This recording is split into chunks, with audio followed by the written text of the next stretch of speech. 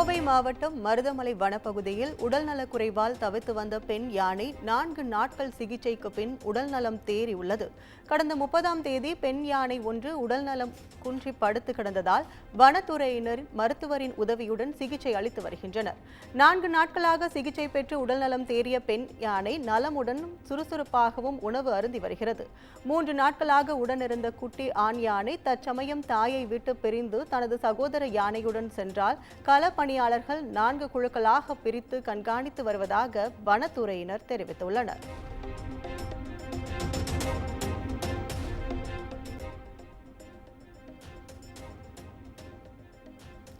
போதைப் பொருட்கள் ஒழிப்பு குறித்து திருச்சியில் இருந்து 336 கிலோமீட்டர் தூரம் கடந்து சென்னைக்கு வந்த பள்ளி மாணவர்களுக்கு உற்சாக வரவேற்பு அளிக்கப்பட்டது.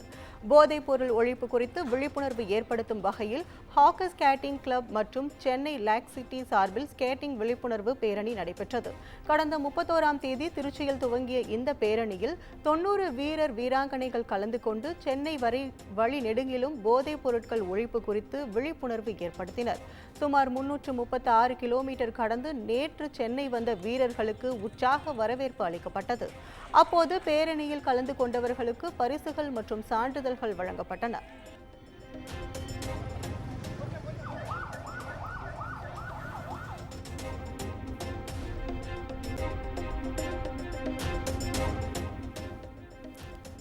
தூத்துக்குடி மாவட்டம் கோவில்பட்டியில் நடந்த அகில இந்திய ஹாக்கி போட்டியில் புவனேஸ்வர் அணியை வீழ்த்தி Bhopal National Centre of Excellence அணி வெற்றி பெற்றது. தூத்துக்குடி மாவட்டம் கோவில்பட்டி கிருஷ்ணா நகரில் உள்ள செயற்கை புல்வெளி ஹாக்கி மைதானத்தில் அகில இந்திய ஹாக்கி போட்டிகளின் இறுதிச் சுற்று நடைபெற்றது. இதில் Bhopal National Centre of Excellence அணியும் புவனேஸ்வர் நிஸ்வாஸ் அணியும் மோதின. விறுவிறுப்பாக நடைபெற்ற இறுதிப் போட்டியில் 3-1 என்ற கோல் கணக்கில் Bhopal National Centre of Silence அணியை வெற்றி பெற்று சாம்பியன் பட்டத்தை தட்டிச் சென்றது. 2வது இடத்தை புவனேஸ்வர் நிவாஸ் அணி பெற்றது.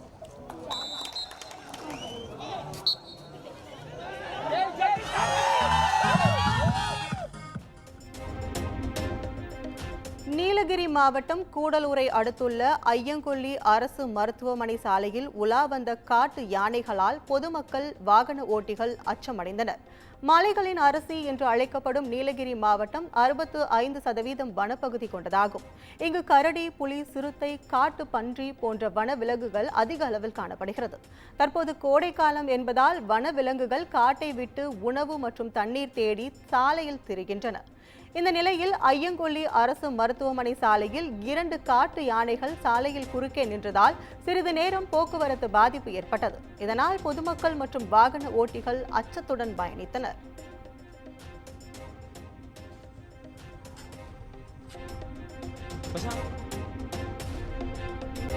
காளையார் கோயில் அருகே பாட்டு கேட்டுக் கொண்டிருந்த போது ப்ளூடூத் ஹெட்போன் வெடித்ததில் நபர் ஒருவர் படுகாயமடைந்தார். சிவகங்கை மாவட்டம் காளையார் கோவில் அருகே உள்ள மாத்துமாயை சேர்ந்த பன்னீர்செல்வம் வீட்டில் படுத்து இருக்கும் போது ப்ளூடூத் மூலம் பாட்டு கேட்டுக் கொண்டிருந்தார். அப்போது திடீரென காதில் மாட்டியிருந்த ப்ளூடூத் ஹெட்போன் வெடித்ததாக கூறப்படும் நிலையில் காது கிழிந்து சிவகங்கை அரசு மருத்துவமனையில் அனுமதிக்கப்பட்டுள்ளார். சமீப காலமாக ப்ளூடூத் ஹெட்போன்கள் பயன்படுத்துவோரின் எண்ணிக்கை அதிகரித்து வரும் சூழலில் இச்சம்பவம் அதிர்ச்சியை ஏற்படுத்தியுள்ளது.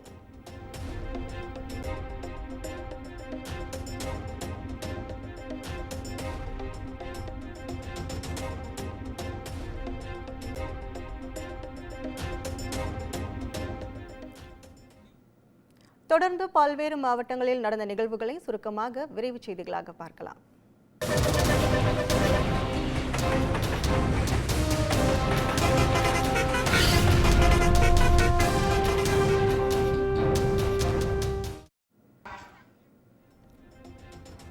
ராணிப்பேட்டை மாவட்டம் சோளிங்கர் அருகே அருள்மிகு ஸ்ரீ யோகாம்பாள் சமேத ஸ்ரீ யோகபுரீஸ்வரர் திருக்கோவில் மகா கும்பாபிஷேகம் விழா வெகு விமர்சையாக நடைபெற்றது.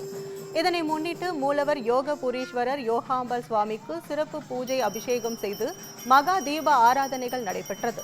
தொடர்ந்து யாகசாலையில் கோபூஜை, விக்னேஸ்வரன் பூஜை, கணபதி ஹோமம், நவகிரக ஹோமம் செய்யப்பட்டு 108 மூலிகைகள் கொண்டு சிறப்பு யாக பூஜை செய்து பூர்ணாகுதியும் நடைபெற்றது. இதில் திரளான பக்தர்கள் கலந்து கொண்டு சாமி தரிசனம் செய்தனர்.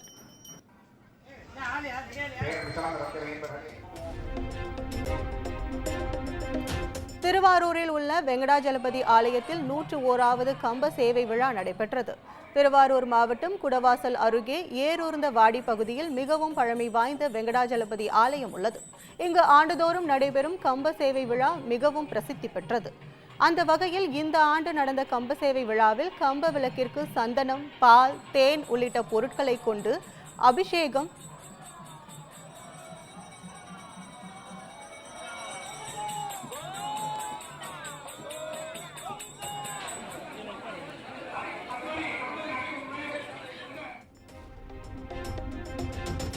கடலூர் மாவட்டம் பன்ருட்டியில் உள்ள பலா மேம்பாட்டு குழு சார்பில் பலா திருவிழாவில் வெகு விமர்சையாக நடைபெற்றது.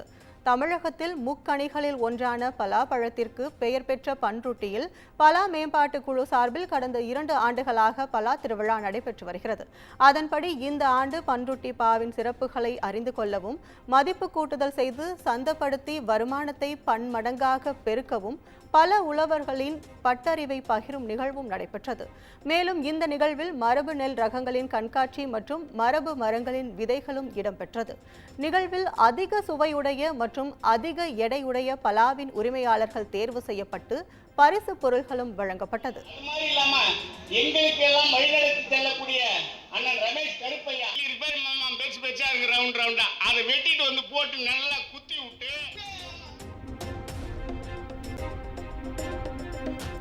மத நல்லிணத்துக்கு எடுத்துக்காட்டாக காளியம்மன் கோவிலுக்கு சீர்வரிசை தட்டுடன் வந்த இஸ்லாமியர்களின் செயல் கடலூரில் நெகிழ்ச்சியை ஏற்படுத்தியுள்ளது.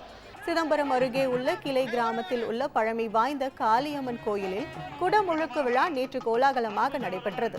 சிவாச்சாரியார்கள் வேத மந்திரம் முழங்க மங்கள இசையுடன் மகா கணபதி ஹோமம் உள்ளிட்ட சிறப்பு யாகங்களுக்கு பின் கோபுர கலசங்களில் புனித நீரானது ஊற்றப்பட்டு குடமுழுக்கு நடைபெற்றது. அப்போது காளியம்மனுக்கு இஸ்லாமியர்கள் பழ வகைகளை சீர்வரிசையாக எடுத்து வந்தது நெகிழ்ச்சியை ஏற்படுத்தியது.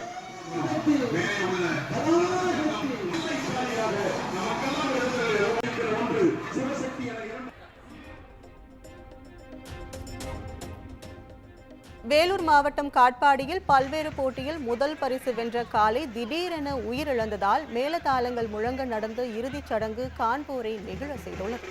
காட்பாடி அடுத்த தொண்டாம் துளசி சேர்ந்த கோடி ரெட்டியார் என்ற விவசாயி காளை ஒன்றை வளர்த்து வந்தார். சுற்று வட்டாரத்தில் நடக்கும் எருதுவிடும் விழாவில் இந்த காளை கலந்து கொண்டு இதுவரை 20க்கும் மேற்பட்ட பரிசுகளை வென்றுள்ளது.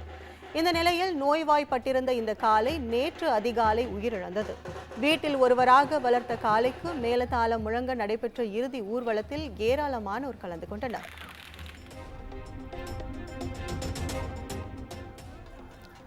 ராணிப்பேட்டையில் நடந்த அக்னி வசந்த விழாவில் குழந்தைகள் முதல் பெரியோர்கள் வரை தீ மிதித்து நேர்த்தி கடனை செலுத்தினர்.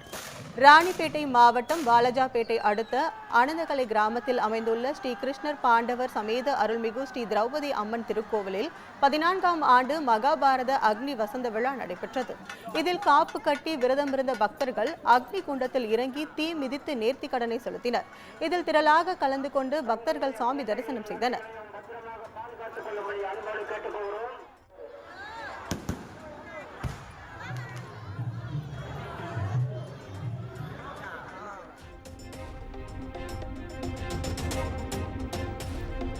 கல்வியில் மேன்மை பெற வேண்டி சிறுவர்கள் முருகர் வேடமிட்டு வழிபட்ட நிகழ்வு தென்காசியில் உற்சாகமாக நடந்தது.